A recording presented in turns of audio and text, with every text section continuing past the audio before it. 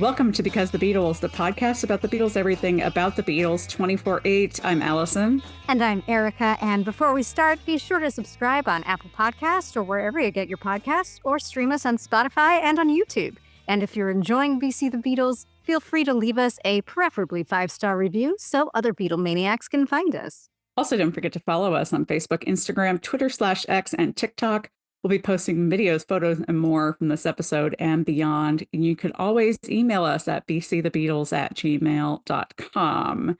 And oh my God, we are back. We are back, thanks to another new Beatles release. They always suck us back in with these releases. I know, it's pretty crazy, but it's a good thing. I mean, lest we forget, we started the podcast after talking about it for like 2 years because Paul released Egypt Station. It's always Paul's fault. It's always Paul's fault. We just blame Paul, but you know, it's okay. We also have to thank Paul. But yeah, so we're excited about this episode.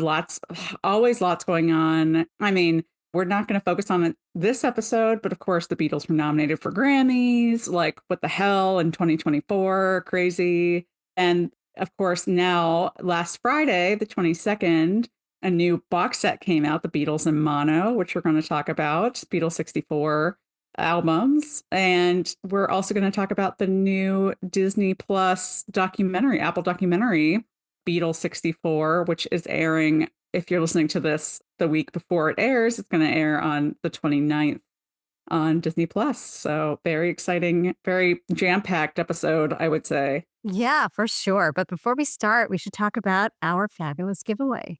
Oh my gosh, I'm so excited about this. So if you follow us on Instagram, Facebook, Twitter, we've already announced this and we've already gotten so many entries. You guys are killing it with these entries. We're not giving away the box itself, but we're giving away 6 albums from the box. So they are the same ones that come in the box, but they are piecemeal. So you will get a full set of the 6. So they are Meet the Beatles, and keep in mind these are the US releases, so it's not with the Beatles, it's Meet the Beatles. The Beatles' second album, A Hard Day's Night soundtrack, Something New, Beatles 65, and the early Beatles. The only one that's missing from the set that is in the box but not included in the giveaway is the Beatles Story 2 LP. Everything else you're going to get in this giveaway. And all you have to do to enter is go to our website, bcthebeatles.com, or if that's not working for some reason, it's been up or down for me lately, bcthebeatles.tumblr.com. Click on giveaway or bcthebeatles.tumblr.com/giveaway. Very easy. And you can enter there. You'll see the link. The deadline for entry is Tuesday, November 26th at midnight Pacific time. So for those of us on the East Coast, that deadline is 3 a.m. on Wednesday, November 27th. I'm so sorry to our international listeners, but this is US only. We will definitely have some international eligible giveaways in the future, but our good friends at Universal are stipulating this is only for US. But we are very, very excited. Thank you for Universal Music Group and Apple for thinking of us and letting us give this away to one of our listeners. Actually, 4 of our listeners. So go and enter. Yeah, so go and enter. Good luck. These are fun albums.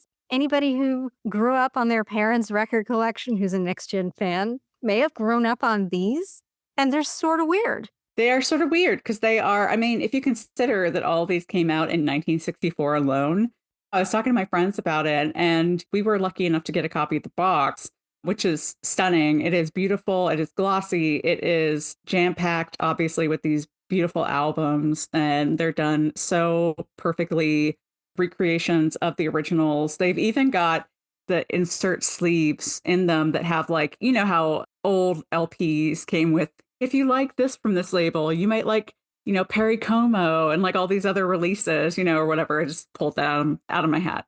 But yeah, so they have those, which is really fun.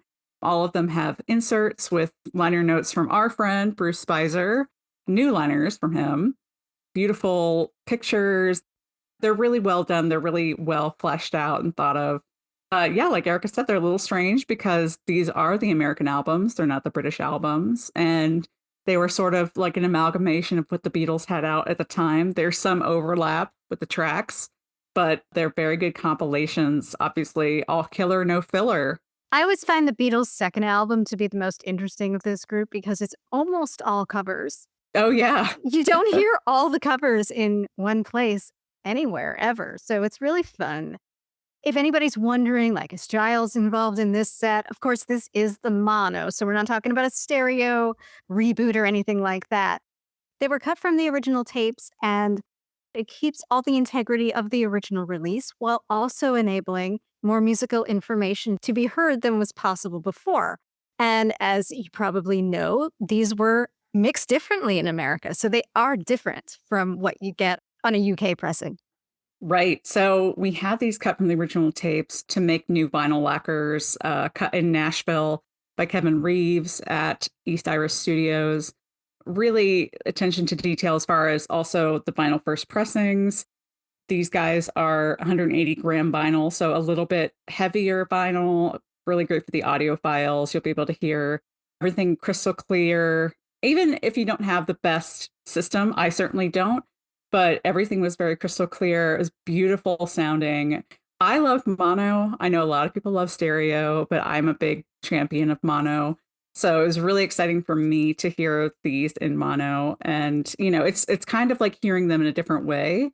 I know that we've been treated on past box sets from Giles to both the stereo and mono, which is really fun, but it's really great throwback listening experience. Yeah, absolutely. Absolutely. So good luck to everybody who entered the giveaway. And that's only the first of the two main huge Beatles things that are happening just this week. Yes. Oh my gosh. Well, like we said, the Beatles 64 documentary drops on Disney Plus on the 29th. And you guys in New York, you are going to be very, very lucky because there is a screening coming up at the Paley Center, a screening and a panel at the Paley Center in New York on December 5th. Yeah, I'm so excited.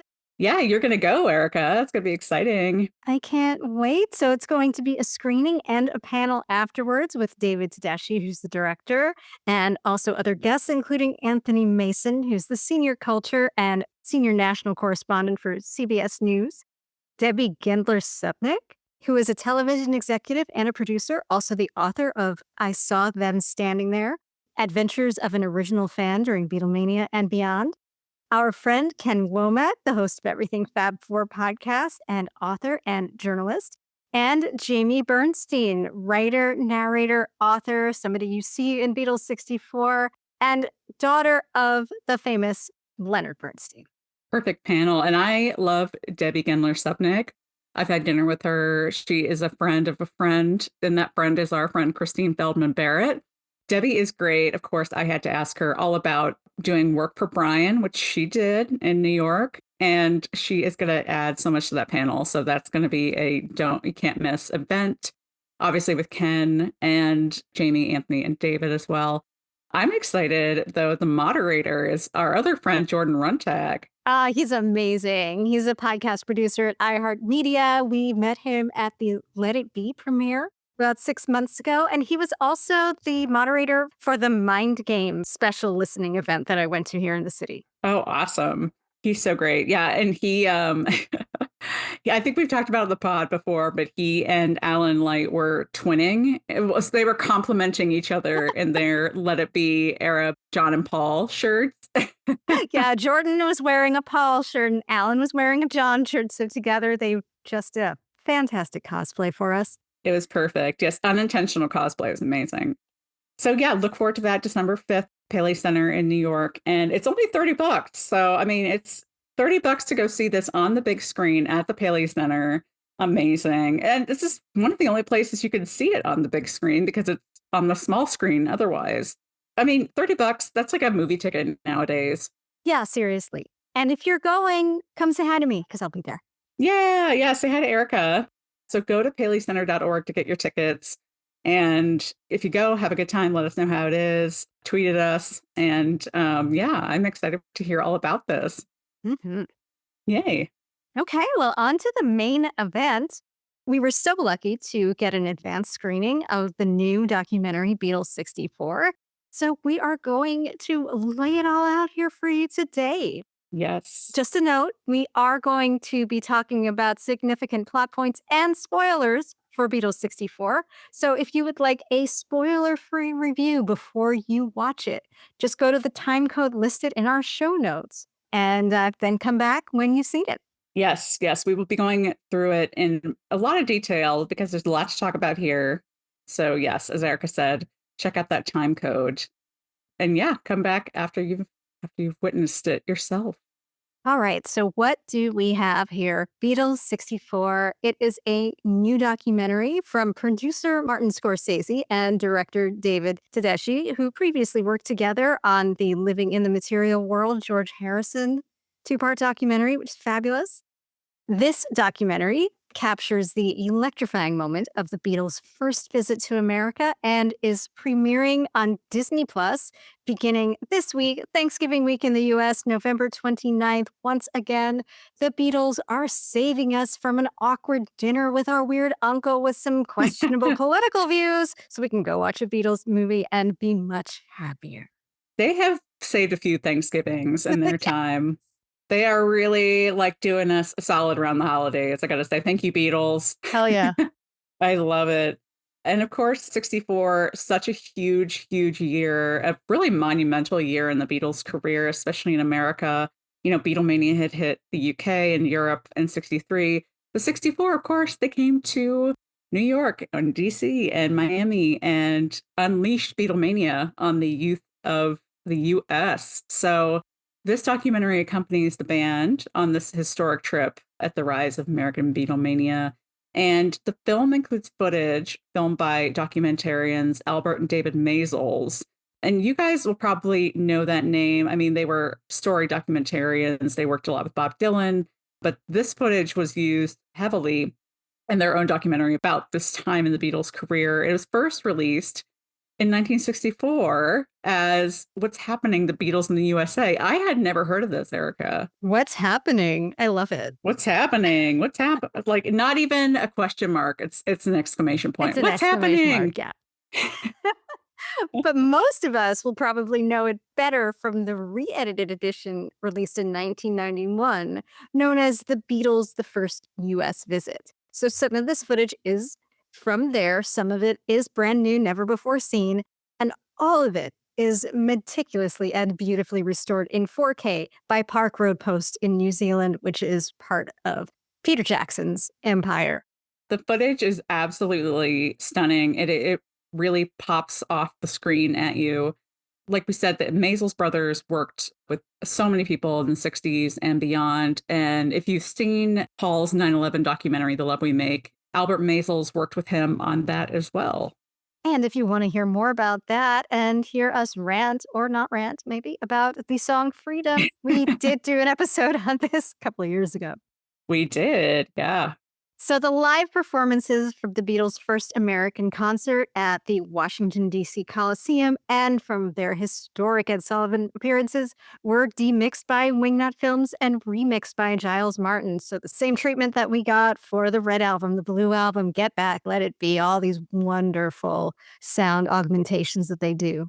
And it really does sound great. I mean, the footage and the sound combined is really that, and that's why, you know, the Paley Center event is going to be so great to see all this, see and hear this, you know, on the big screen. I can attest in my little earbuds, it sounded phenomenal. Even if you're watching it at home, it'll be a great experience. Yeah. But I can also attest, and so can you, from the premiere of Let It Be, that seeing this stuff in a movie theater is just mind blowing. Oh, yeah, of course. There's nothing that compares. Another plug for the Paley Center. And the original footage is also augmented by newly filmed interviews with Paul and Ringo, as well as fans whose lives were transformed by the Beatles, as were ours. The Paul interviews are filmed in Brooklyn at his photo exhibit, which is so great to see because we were there. Yeah, I think they were actually filmed the night before we went to the gallery opening. Paul was That's there. right.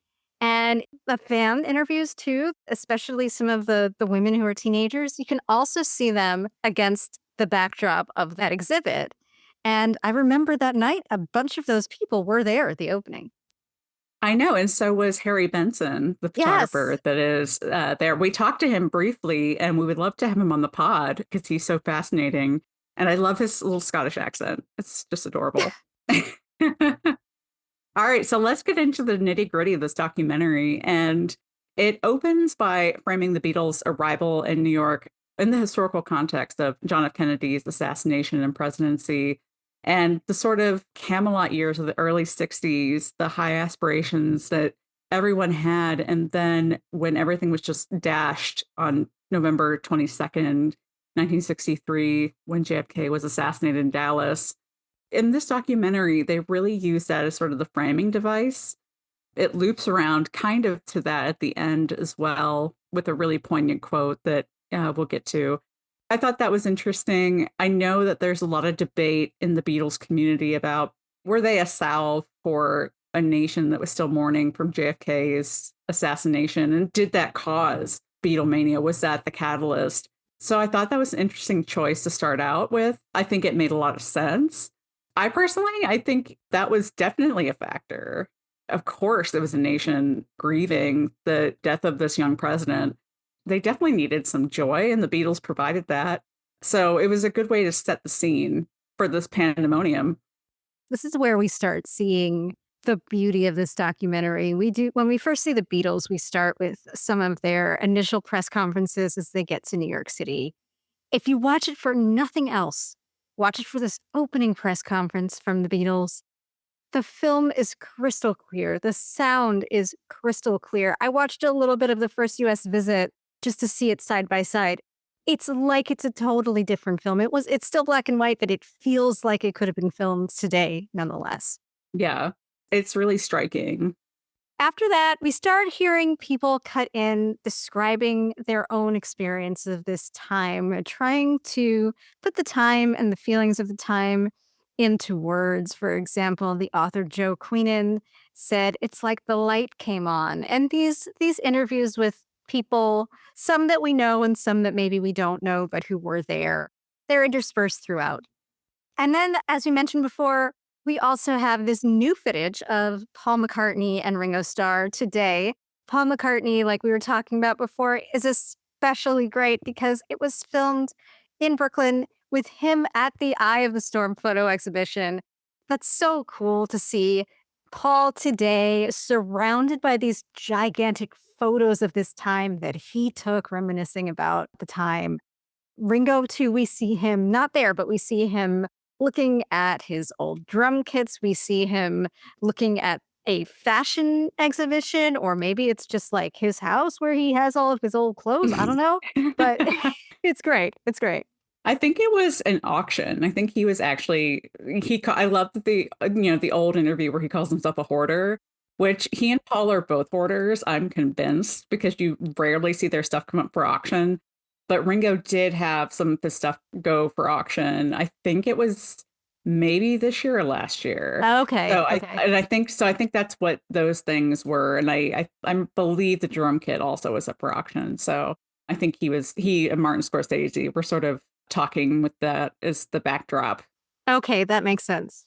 That was fun to see him kind of go through his clothing and talk about it. And he name checked a couple of boutiques from the King's Road in Chelsea, which I'm such a nerd for the fashion on the King's Road. So that was really fun to see.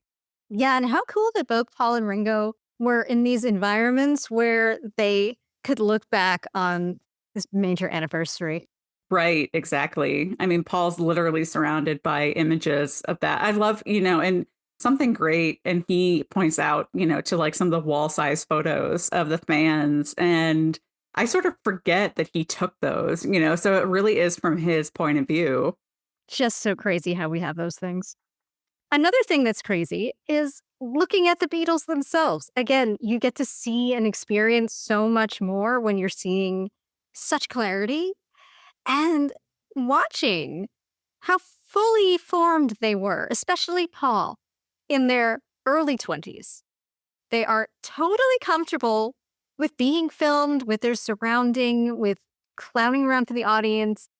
A Hard Day's Night was only being filmed a few weeks after they did this trip. And it's so interesting to see the personas that they were so well known for in that movie were just written as they were. That was who they were. I have the exact same thought, Erica. I very, very taken up by Yeah, especially Paul, because Paul is Paul and Paul has always been Paul and Paul will always be Paul. Like you can see a line from the Paul we have now back to that Paul in his early 20s. But I kept having to remind myself these are kids in their early 20s. And I say kids because, as somebody in my 30s, I remember being that age and not being as mature or, yeah, as comfortable as they are, being on the radio talking to Murray the K or even talking to the Maisels brothers and being flippant with them or quipping the way they do. It's so interesting. I mean, we all see it with the Beatles interviews that we've seen over the years, but this documentary, it particularly struck me. George and John certainly went through some personality changes, some maturing, some very different phases as they grew older. But yeah, like you said, Paul is just Paul.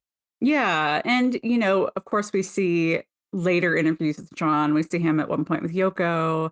We see John in the 70s, sort of reflecting back. And then we see George and Ringo, I believe in the 80s, they gave an interview together. Ringo, I think also, he was so gregarious. He was such a people guy, like he was the one who was on the radio a lot with Murray the K and he was so personable. And I think he too has like sort of carried that throughout his life. You see it nowadays with the peace and love stuff. And I think he's just like, he's a man of the people. Yeah. Uh-huh. Yeah. Yeah, it's so good. I know that's a real highlight of this documentary, I think, is just seeing them come into their personalities for the first time, because this is really, again, this is where America's meeting them. So then we get to some interviews with fans who were there that day and with people now. So we have two different types of interviews. We have interviews that were contemporary to 1964, and then we have some of those folks being interviewed today, reminiscing on their experience. For me, the interviews that I liked were the contemporary ones, especially hearing these like sassy New York girls. Like, there's no shrinking violets. There's this one in this New York accent. And she's like, Elvis Presley can go rot. He's too old anyway. Oh, love her. Amazing. Amazing. There's this girl who's like, she went to Juilliard. It's like, I don't usually like this kind of music, but the Beatles are just something else. And I just loved it. She was holding this songbook that I certainly had when I was studying singing. And every person still has that book 60 years later who does intro opera studying. So that was fun. And then there was that guy who was super obsessed. He got a seat from Shea Stadium when Shea Stadium was being dismantled. I can't believe they gave it to him. And then he's got his ticket to go along with it that shows the seat number. It's unreal.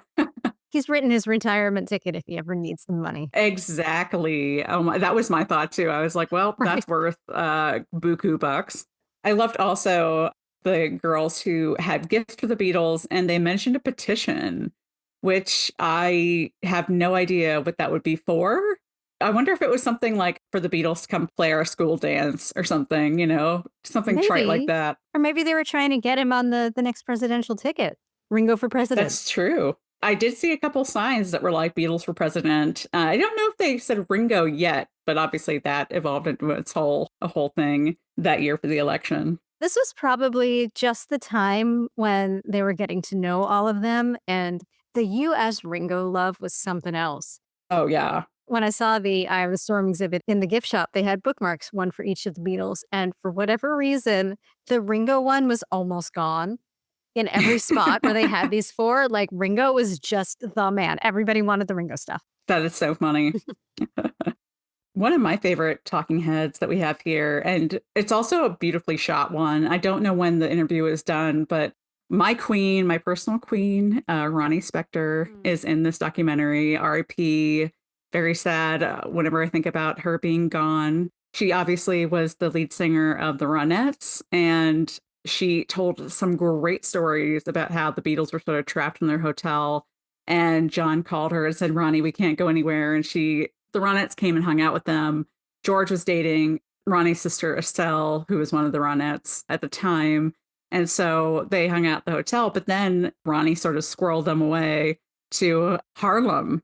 And they went to Sherman's barbecue and just sort of got barbecue. And they weren't noticed at all. People just shrugged them off and they loved it. Sherman's Barbecue on 151st in Amsterdam. It is no longer there. Otherwise, I would have taken a picture of it, but it's a bodega, sadly. Also, for us meat eaters, yum, that sounds good. I might just be hungry. Maybe I'm starving and barbecue sounds amazing. Another talking head that I love, probably Ronnie and this one are my two favorites of the documentary, which is Jack Douglas, who is famous record producer. I always think of him as being on the Double Fantasy sessions, and throughout John's solo career, he worked with Jack Douglas very closely. And I didn't realize that Jack Douglas had such a storied past with the Beatles. And he tells a great story about just being so inspired by them that he and a friend got passage on a tramp steamer for $115 to go to Liverpool to just play music. They just wanted to like play in the clubs that the Beatles played in. Ended up getting deported. Were on the front pages of newspapers. So funny, John later, when he met Jack at a recording studio, found out and he was like, "Oh, you were those two guys that got deported and were on the front of the newspapers where we should have been." And Jack was like, "Yeah." And so I think that really helped forge their relationship, which is so funny. I had no idea. I'd never heard that story. And forged his career. Jack Douglas said he was an editor on Imagine, and John was like, "Well, you're a producer now." Yeah, I love that. It kind of gave me chills because I just love like fortuitous stories like that. Yeah.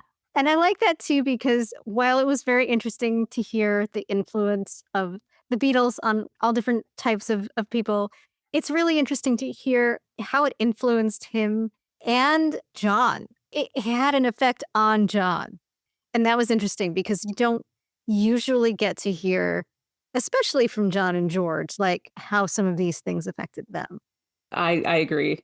Shortly after there, you're seeing three teenage boys trying to bluff their way at the plaza. You don't see a lot of male fan activity, and I liked seeing a couple of places where you did see really obsessed dudes. Yeah. And then it cut to this interesting archival footage from Betty Friedan talking about the Beatles. I thought that it was interesting enough that I want to put the full quote here. I want to read the full quote. She says, "Those boys are wearing their hair long and saying no to the masculine mystique. They're saying no to that brutal, sadistic, tight-lipped, crew-cut wearing, big muscle, Ernest Hemingway kill bears when there are no bears to kill and napalm all the children in Vietnam and Cambodia to prove that I'm a man and be dominant and superior to everyone concerned and never show any softness." Well, those boys that are wearing their hair long are saying, "No, I don't have to be that crew cut and tight lipped. I don't have to be dominant and superior to anyone. I don't have to have big muscles because there aren't any bears to kill. And I don't have to kill anybody to prove anything. I can be tender and I can be sensitive and I can be compassionate. And I can admit sometimes that I am afraid and I can even cry. And I am a man. I am my own man. And that man is strong enough to be gentle. That is a new man." Oh, love it. In light of some of the discussions and discourse about masculinity that we've had over the US presidential election, I thought that was lovely. And I think that it is always nice to remind ourselves that that is a very valid portrayal of masculinity that is always open to anybody who wants it. Betty Friedan hit the nail on the head. That is so important. Not to veer too far off topic, but I have always felt a strong man. My father, one of my distinct memories of my father who passed when I was very young is him crying. And he Mhm. let me see him cry.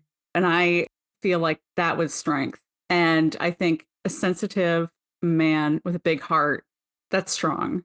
I was thinking about that in context of this documentary where the fans draw a line between Elvis and the Beatles, and some of them say Elvis was too sexual. And it's like Elvis was hard. Elvis was a hard dude.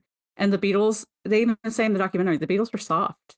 And obviously they were sort of androgynous, with their haircuts, and they were more sensitive and they sang sensitive songs. I don't think there would be any fan who wouldn't say they weren't strong men. For sure. This is a wonderful way to be a man. Yes, Just exactly. Yeah. making sure that's still out there these days. I don't know if our listeners need to hear that. I think most of you will agree with us, hopefully. And I think you can definitely share that sentiment with maybe some members of your family or friends who need to hear it. Happy Thanksgiving. Yeah, exactly. That's one thing you take for the holidays. Like you can quote Betty Friedan at the Thanksgiving table. And if you do it, let us know, please. Yeah, let us know. Let us know how it goes. Yeah. We then kind of go to one moment that I really liked. We had, I believe, one of the Maisels brothers or some other documentarian following two girls who snuck into the plaza and got busted by a guard and were like lying their faces off trying to get into the Beatles room. It was so funny. I loved it. They were so ballsy. And whoever it was on the other side of the camera was trying to help them out.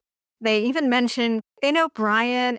He did call him Mr. Epstein or Brian Epstein. We like that. Yes. I love that.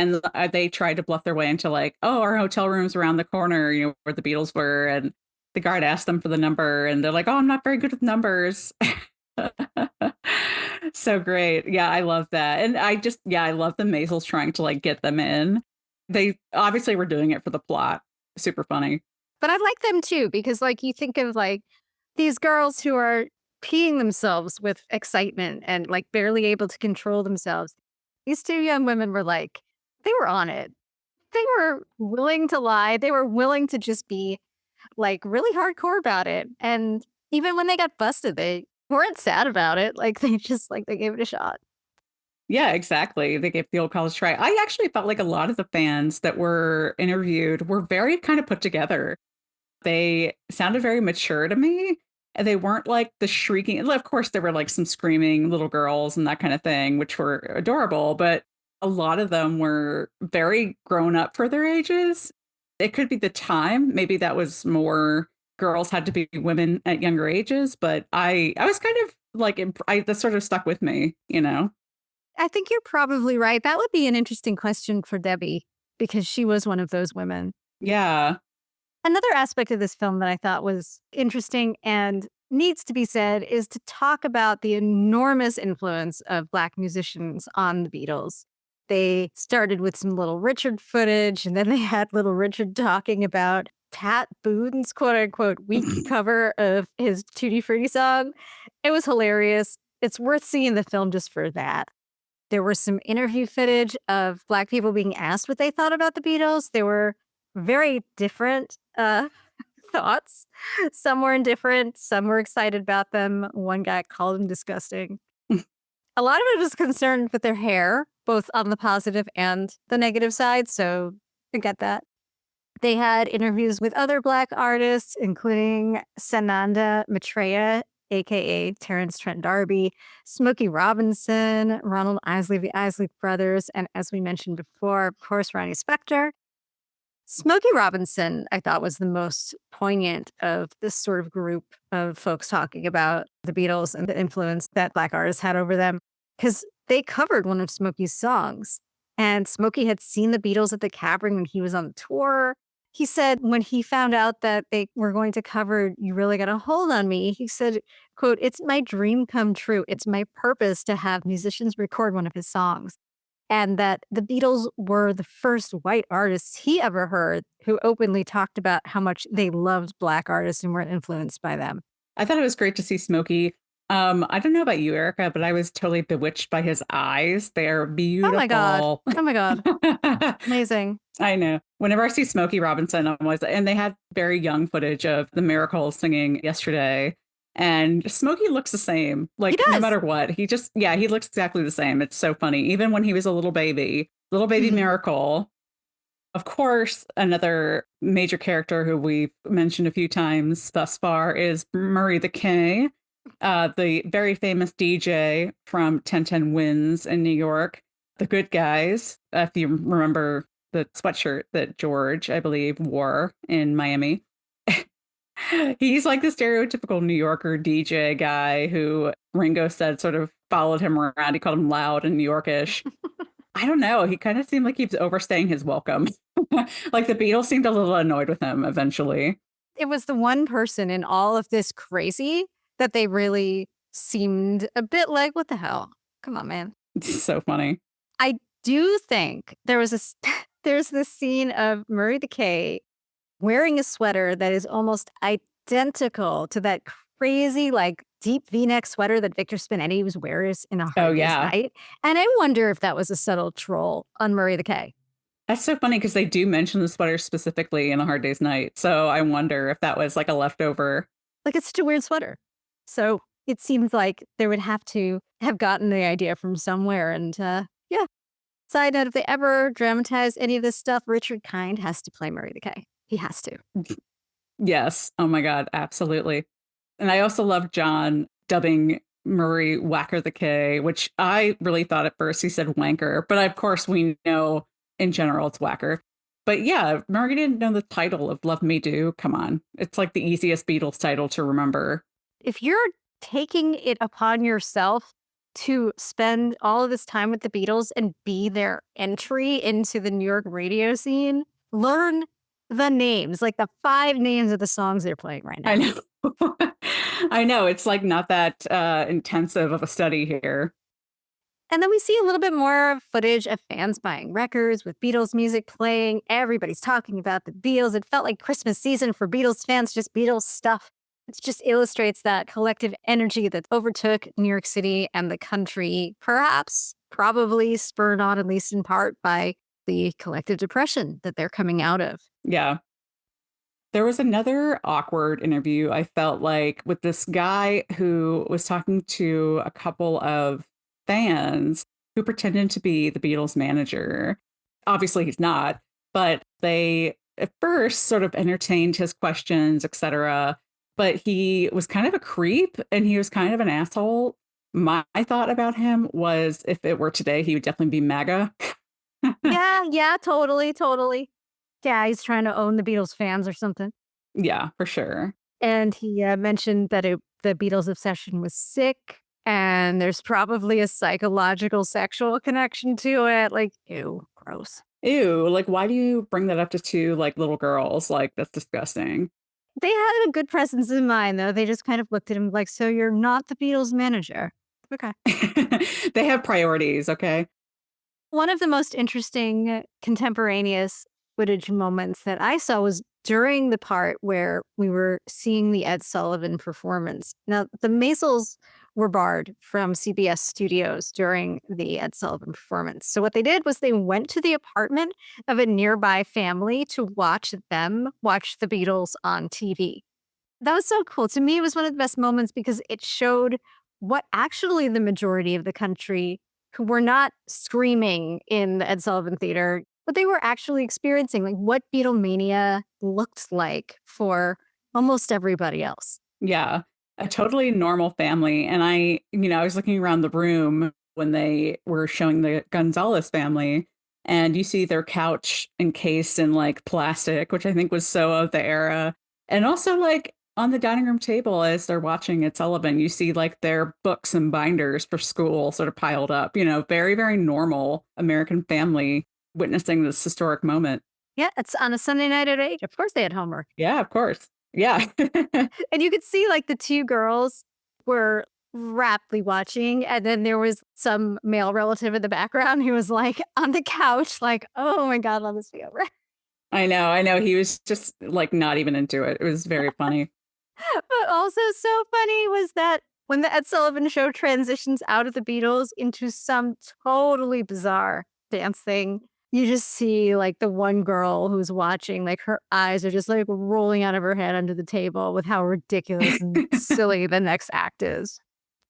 Yes, exactly. It was very, very funny. Which is so funny to think of too, because like the Beatles were not the usual Ed Sullivan fare by any means. They were so different. I know it was like almost this vaudevillian lineup of obviously the same night the Beatles were on. As Sullivan, Davy Jones was part of the Oliver cast who sang a number from their Broadway show. I imagine even for that time, it was a little bizarre. It was definitely a sharp contrast to the Beatles. Yeah, I mean, the Ed Sullivan Show is really a throwback from, like you said, vaudevillian variety show days. Musical theater was very much in the public culture more than it is now back then. So Oliver probably would have been tolerated by the whole family. But like The guy who did political impersonations and told jokes, the dancers who had these costumes with gigantic faces on them, and Yeah. I'm sure many of the adults were jarred by the Beatles the way that little girl was jarred by the dance troupe. Yeah, it is it's very random. I mean, we definitely should do we've done an Ed Sullivan Show episode before and talked a little bit about that night, obviously, and Erica's connection to it. And I won't spoil it. You should go back and listen to that episode. It's very cool. I don't know. Maybe it begs more talking about the legacy of Ed Sullivan. It's very strange and wonderful, and you're right. The Beatles were sort of a random anomaly. Obviously, they sort of paved the way for the Stones and the Doors and Motown acts and everybody who came after them, but they were really the first of their kind on the Ed Sullivan Show. Yeah, they really started this integration in pop culture with pop music.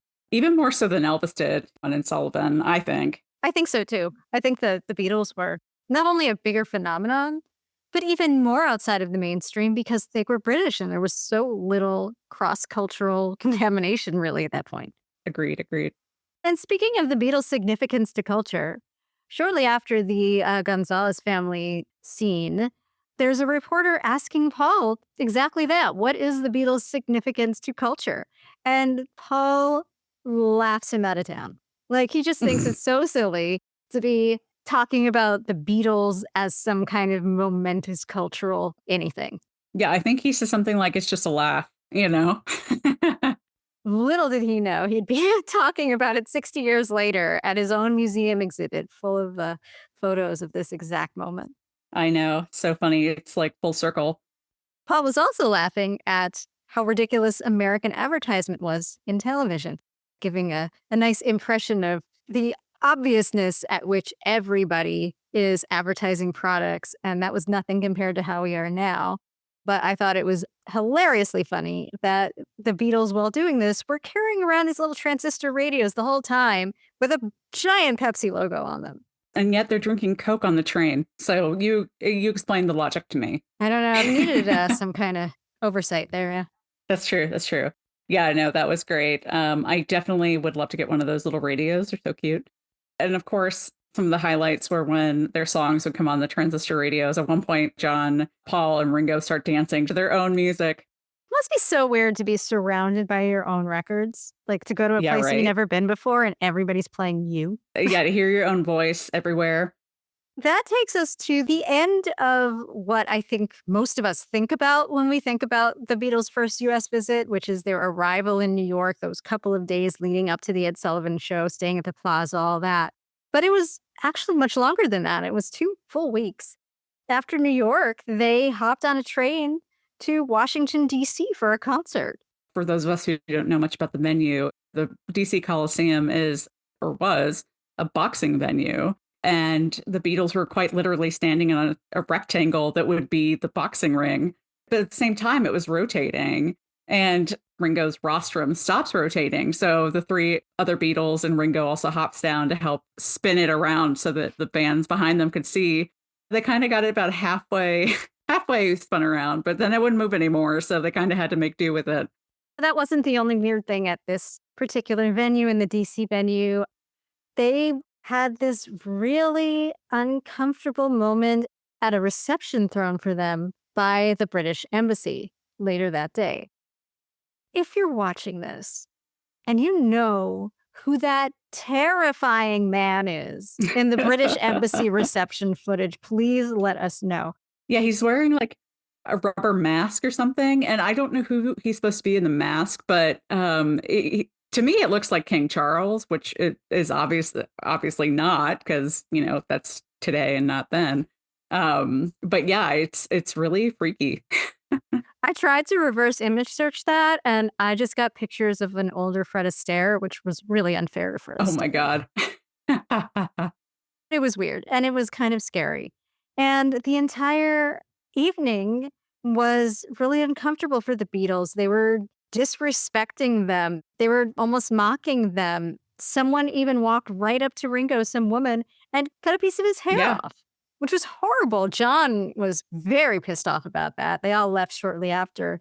But I thought that was an interesting moment in that it really shows just how quickly the excitement of Beatlemania could turn sinister. Right. Paul had a response in 2024. In present day, Paul had a great response to this. And he said, quote, "We were working class guys, and if you came up against posh people, you figured they were going to look down on you. But you know what? We didn't give a flying fuck. They're working at the embassy. We're on the road, rockin'." And he says it with the same energy of that double middle finger photo that is so famous in our world. Yes, we post it all the time. His double middle finger on the beach at St. Bart's, which is the energy we take into every new year. Yes, yes, yes, I'm yes. sure we will post it again on January 1st this year. No, well, in 2025. Yeah. I always like it that he says fuck you with a smile. It's wonderful. I know that is Paul's charm. Another talking head that we have in here, of course, we have Harry Benson. He makes a little appearance there, and we discussed him a little earlier. But also David Lynch shows up, which is random but wonderful. Apparently, he was at the DC performance. That was kind of the tenuous hook that they had between a lot of these people who they interviewed, who we didn't think had a real connection to the Beatles. So he was there. And for me personally, I didn't love these talking heads. It was not my favorite part of this documentary. But Yeah. this one is an exception because he gave the most David Lynchian joyful description of the power of music, followed by what might be the only performance that could match his enthusiasm, which was Paul's full performance of Long Tall Sally live in DC, the full thing. So good. And I'm so grateful that they included a lot of like full performances in this documentary. And of course, again, we've said it a million times, but the footage is so crystal clear. It's like you're there. Of course, it's in black and white, but it transports you to that performance. And that I've said it more than once, probably on this podcast at least, that Long Tall Sally is probably my favorite Paul performance of all time. Oh yeah. I mean, come on. Like who wouldn't love I would love if he did that on tour these days. Yeah, it is 2 minutes of pure sex. You can quote her on that, ladies and gentlemen. You can quote her on that. I'm sure Little Richard would love that too. I think Little Richard would be more pleased with their interpretation of Long Tall Sally than he was with Pat Boone's Tutti Frutti, for sure. Oh yeah, I think so. I think so. Yeah, they did it justice. They did Long Tall Sally justice. So yeah, definitely a high point of this film to see that all restored and with the Peter Jackson and Giles Martin sound technology applied to it as well.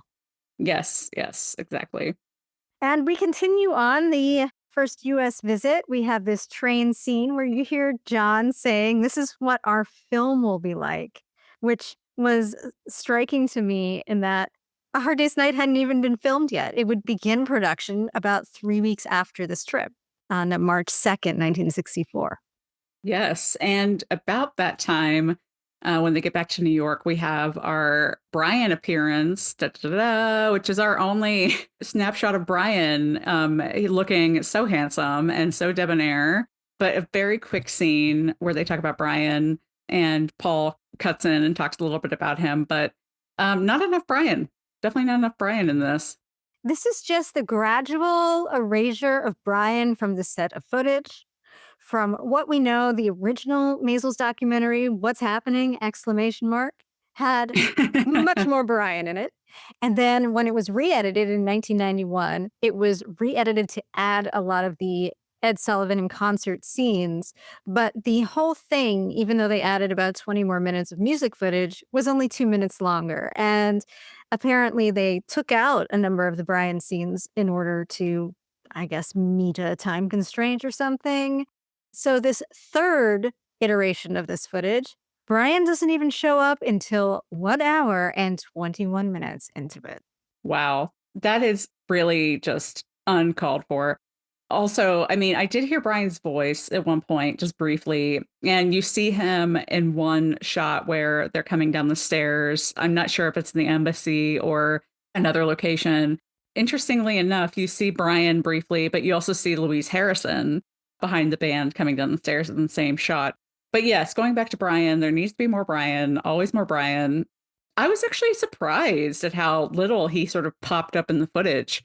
It just goes to show he was off doing business and the boys were sort of clowning for the camera. But again, like, thinking that they're only 20 years old, they sort of handled themselves well without dad around. They did. I would have liked to have seen more Brian, though, because this was Brian's brainchild. He got them there. Just wanted a little bit more representation of that. Well, you know me, always more Brian. Like, I wish the whole thing were just Brian, in his little polka dot scarf. Like, that would have been amazing. One day we'll find the hidden Maisels documentary footage because there must be even more on the cutting room floor. Oh, yeah. Yeah. I mean, Peter Jackson needs to give us a full 9-hour treatment of the first US visit. Like, let's do it. Extended edition, please. Yes, I'm ready. I'm so ready for it. So then we talk a little bit about another concert, which is known but not that well known, was that the Beatles made an appearance at Carnegie Hall. They came back from DC back to New York and played Carnegie Hall, which is an odd thought that they did that. And Sid Bernstein, the promoter who booked that gig, tells a really funny story about how he got banned for a couple of years from Carnegie Hall because first they thought that he was booking a British string quartet. And when they saw what they got, they were like, don't contact us again. And he got back into their good graces a few months later. And then he sent them the Rolling Stones. And then he didn't get back in there for 2 years. The Stones were even more raucous than the Beatles at this point. So that makes total sense to me. I can't even imagine the Stones in 64, 65 playing fucking Carnegie Hall. It seems crazy. Yeah, that was prime, like R&B Stones, like totally nitty gritty. That would have rocked it. I would have loved that show. But yeah, very random. Yeah, the season ticket New York Phil folks are probably like, what the hell? Exactly. Yeah, 100%. Leonard Bernstein makes a couple of different appearances. Obviously, his daughter also makes some appearances. And, she's billed sort of as a writer. It's exposed later that she's actually his daughter. But yeah, I thought the weirdest part was he's conducting She Said, She Said. I know he did a special, I think in 67, where he talked about the Beatles and that kind of thing. I think that's what this is from. But it's so bizarre to see him conducting She Said, She Said, like so along strange. to the record. I feel like it's part of being hypnotized or being on an acid trip or something. Like, it's just weird and Yeah. out of place because She Said, She Said was not written yet. Yes. And I will say one criticism I have documentary that they do include that. And also, this is very petty, but they include, and I understand it's meant to be sentimental, but they include In My Life earlier where they talk about Liverpool. And I was like, that is not period. Before we end this thing, we move back to 1964 and to the Miami days. Doesn't spend too much time on it, though, or really talks about why they were there and what was happening. But there was some great footage of the Beatles singing another beautiful song, This Boy, on the second Sullivan show, which was broadcast from Miami. There was also some amazing footage of Paul feeding the birds off a balcony. Yeah, that was pretty good. I was disappointed, though, to not see more footage of Brian and George Martin rowing it up in Miami because we've seen those car pictures and it was epic. A major miss by the Maisels here. They should have been filming that because, that was like Brian and George, the pilot for their True Detective series. Like that was going to be some epic shit. So, and those photos of Brian and George in the convertible and also Brian on a boat with the Beatles. Like Brian was like living his best life in Miami. That's also where you see him wear the Stamp Out the Beatles shirt. The stories of Brian in Miami he was obviously feeling relaxed and we should have footage of that. I know. It would be a huge benefit to history in general. Yes, exactly. Benefit to my life, which is very important. That too. Yes. They did show my favorite photo, though, from the Paul McCartney exhibit, which is him looking like a total dork because he like caught a fish and he's weirded out by it. And he's like, eh. Love that picture. I want to print that picture. I love it. Oh my gosh. Well, you can add that to your list of the prints you want from that exhibit. Yes. And then we kind of come to a rather abrupt end of this documentary. We're at the very end where they show some footage of the Beatles returning home to Liverpool Jack Douglas brings his story that we heard in the beginning about being deported on his pilgrimage to Liverpool round full circle to the moment where he's telling the story to John Lennon and they bond together. And you can hear George Harrison expressing happiness upon returning home. And John, about 6 years later, trying to understand the Beatles' place in this history. And then we are at the end, really.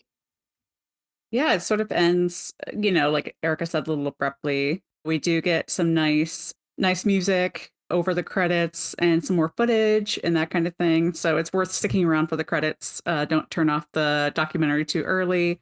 But yeah, I mean, it kind of like just ends. Yeah, I'm still a little perplexed about it Yeah. because there's so many ways to end it. Whether we see more footage of what the Beatles did next or what America looked like next. I will say, the one thing at the end that I really did like is they had Joe Queenan, the writer, come back in and he said something really that sort of brought it home to JFK again. But I really like this quote. He said something like, "My dad never got over the death of JFK." He's like, "But we did because we had the music." Or he didn't even say because we had the music. He just sort of said, "But we did." And it was obvious he was talking about the Beatles and the 60s, the music and that kind of thing. And I thought that was really a nice way to sort of bring it all back together, Yeah, and also show the difference between the generations. I like that that was at the end. that is true. That's a nice way to bring the whole thing full circle. I don't think other than maybe one comment from Paul about JFK, we didn't really revisit that until that last Right. quote, so that was good. So that is Beatles 64. What are your final thoughts on it? All right, final thoughts. I thought it was good. I don't think it's necessarily for the diehards. I think if you are sort of beginning your Beatles journey and don't have access to a copy of the first US visit, this could be a really great way to dip your toe into it. I personally really enjoy documentaries that sort of keep you immersed in the world in which the documentary sort of focuses. So for me, the first US visit is like, that's where to go for this kind of footage and that kind of, if it were restored to this quality, that would be ideal. So I am not generally a fan of talking heads at all. And I'm not even a fan of really contemporaneous voiceovers. So I'm like probably the wrong watcher for this kind of documentary. But I will say that the amount of talking heads aren't egregious. They don't take you out of the world too much. And it's easy to get back into that world because the footage is so great. Get back. Get Oh, back. Jesus Christ. Do you want to get back? Oh, I'm missing uh, Paul. I miss Paul. He's got to come back to the US tour. Yes.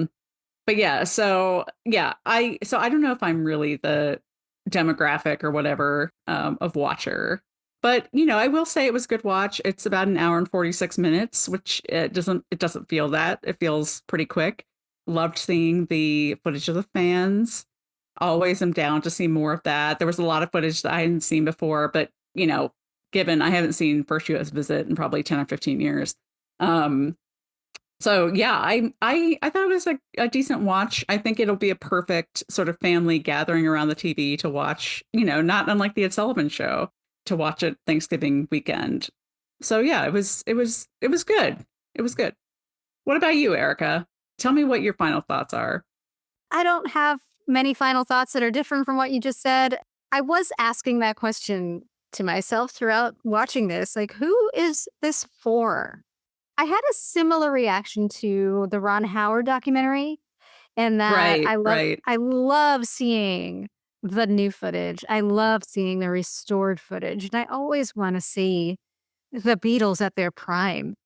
But I don't know if the crowd who watched to Get Back and still wants an extended version of that is going to get too many new revelations from this. Similar to how you felt, I don't love seeing modern day talking heads. While I think that I love hearing reminiscences of fans and hearing that. it didn't feel like it melded that well sometimes with the rest of the documentary for me. It reminded me of do you remember the Paul McCartney concert video called Back in the US, which was like from his Course. Yes. 2006. Yeah, and so you saw Paul singing the song, and then you cut to, like, Bill Clinton or Steve Jobs talking about why Paul McCartney was amazing. I'm like, "I'm watching Back in the US. I already know that Paul McCartney is amazing, and I really don't care what either of these people have to say about Paul McCartney right now. Like, just let me see the show." Yes, exactly. That's how I kind of felt about this. Let me see the show, and if we're going to try and suss out what the significance of this event was to culture, to Beatles history, to anything, I think it's more interesting to let the footage speak for itself. And not just the footage of the Beatles, but the footage of the contemporaneous fans right there in 1964 experiencing for themselves. But overall, it's certainly worth a watch with your family. I think, it's just been us really talking about it so far, but I will be interested to watch it with less obsessive Beatles fans who know less and see what they get out of it. Right. And I think also if you have family members who remember watching the Ed Sullivan show, who have those like firsthand reminiscences, this could be a really nice way for them to, kind of share those memories or, so it is like a family thing, which makes sense. It's on Disney Plus. So that was like my thought was, oh, this is a great like gather around the TV, watch it together. I think that's kind of what they're going for with the holiday weekend release. Hmm. But yeah, I mean, it's a pleasant watch, but diehards like us, and we might be the anomaly here. Obviously, we have a Beatles podcast, so we're kind of in the weeds with this. Right. We've kind of gone really far down this path. So it might not be for us, and that's okay. It doesn't have to be for us. And maybe that's better because when Get Back was on Disney Plus, I was like, why is this on Disney Plus? It's a lot. It's a lot for your average Thanksgiving watch. It's 8 hours. Like, this I feels know. more like the target audience for that sort of thing. And maybe it will be more of an in to people getting interested in those other things like Get Back, like Let It Be, that are there now for them to continue with. Yeah, it could be. Who knows if this will lead to the next generation of Beatles fans? Who knows? It certainly could. But yeah, I mean, I'm glad it exists. I am glad the footage got restored. I think that is spectacular and absolutely worth the watch just for that. Hmm. Um, so yeah, I mean, it was definitely worthwhile. I'm so glad we got to see it. We're so grateful for, the press team who sent us over the links. And we hope that you guys enjoy watching it. And please let us know what you think. Share your thoughts with us. We definitely want to hear what you have to say about Beatles 64. Overall, this has been the most fantastic 60th anniversary of the Beatles in America. It's a wonderful cap off to all of the festivities from, the fest to even just having Let It Be re-released and all of these Beatles moments that we've had throughout 2024. So it's great. I know. It's so wild to think that Let It Be was re-released this year. It seems like it was so long ago. When you said that earlier, I was like, was that this year? Wow. It's Right. like, it seems like forever ago, and it really wasn't that long ago. It was just over 6 months ago, really. Yeah. Wow. This year, man, this year. I know. Uh, but yes, it was a wonderful 60th anniversary year. And I'm glad that they got this in before the end of the year and it could kind of cap that off. And next up, are we going to get a 60th anniversary of Help for 2025? I sure hope so. Oh, I know. That would be amazing. Who knows what they have up their sleeve? They've always got something. And, I know. we will always cover it, obviously, even if we come back from a hiatus. Hell yeah. Yes. Well, we are back now. And we hope you enjoy this recap of Beetle 64. And don't forget to enter our giveaway if you are hearing this before November 30th. And as always, thank you for listening to BC the Beatles.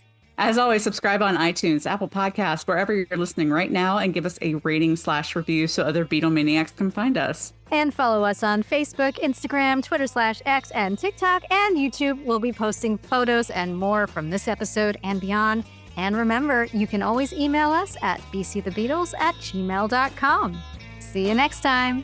Bye. Bye.